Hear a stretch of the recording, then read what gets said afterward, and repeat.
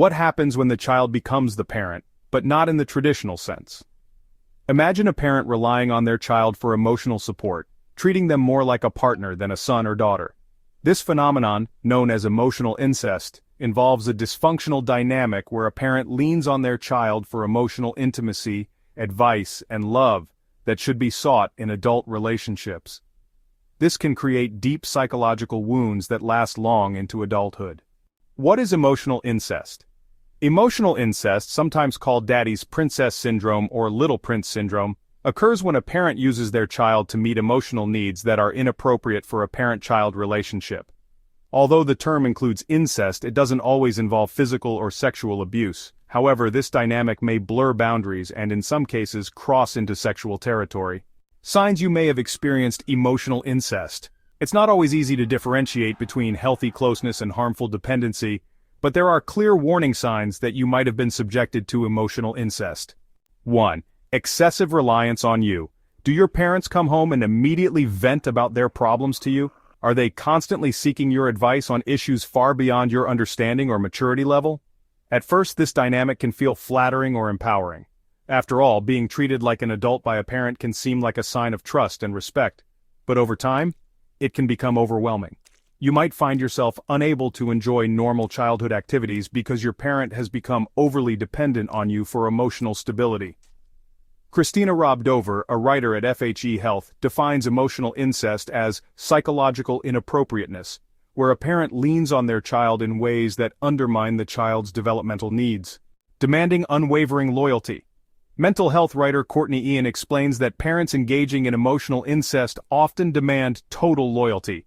This might manifest as jealousy or resentment when you spend time with friends, other family members, or even by yourself. For example, a parent may guilt you for spending time with the other parent, or express frustration when you pursue activities outside their sphere of influence. This behavior can stifle your independence and make it difficult for you to form healthy relationships with peers. Guilt-Induced Neglect. Guilt is often a tool used in emotional incest. Crystal Ohl of Healthline describes how victims may feel compelled to put their parents' needs above their own, leading to emotional and even physical neglect of themselves. You might find yourself rearranging your daily schedule to accommodate their needs, taking on the majority of household responsibilities, listening to their personal struggles at the expense of your own emotional well-being, and constantly providing reassurance, even when you're exhausted. Over time, you may not even realize that your own needs, emotional, physical, and social, are being left unmet. Sexual undertones. Although emotional incest isn't always sexual, it can veer into inappropriate territory.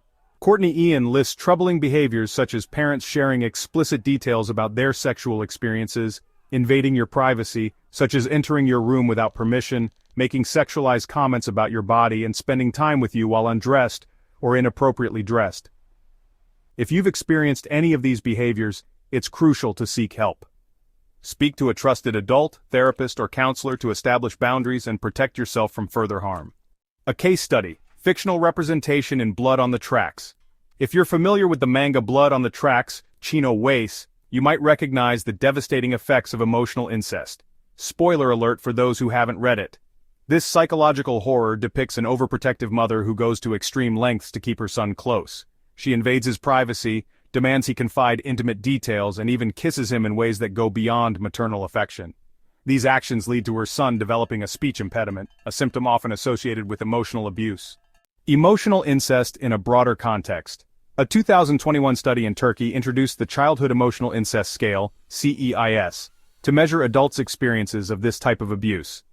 The scale focuses on two main areas: parental behaviors that indicate overdependence, and the emotional dissatisfaction experienced by the child. Emotional incest can stem from various factors, including fractured family dynamics. A parent may turn to their child for support if they lack a healthy relationship with their partner. Learned parenting styles. Parents may repeat patterns they experienced as children. Cultural and socioeconomic influences. In cultures that prioritize loyalty and dependence, such as Turkey or the Philippines, parents may see their children as future caregivers, inadvertently encouraging this unhealthy dynamic. While these cultural factors may normalize certain behaviors, it's essential to distinguish between healthy closeness and inappropriate reliance. The lasting impact of emotional incest. Family therapist Kathy Hardy-Williams emphasizes that emotional incest is a form of child abuse. While it may not leave visible scars, its psychological effects can be profound. For children, these impacts might include feelings of shame. A child may internalize guilt and self-blame for their parents' struggles. Difficulty forming relationships. Emotional incest can hinder the development of friendships, romantic partnerships, and a sense of self. Low self-esteem. Constantly prioritizing a parent's needs over their own can leave children feeling unworthy or invisible. For parents, this dynamic can prevent them from forming healthy relationships outside their child, perpetuating their dependency. Breaking free from the cycle. Recognizing the signs of emotional incest is the first step toward healing. If you identify with these experiences, consider speaking to a therapist or counselor to work through the emotional impact and establish healthier boundaries. It's important to remember your well-being matters. No matter how blurry the lines might feel, a parent's role should never come at the cost of your development and mental health.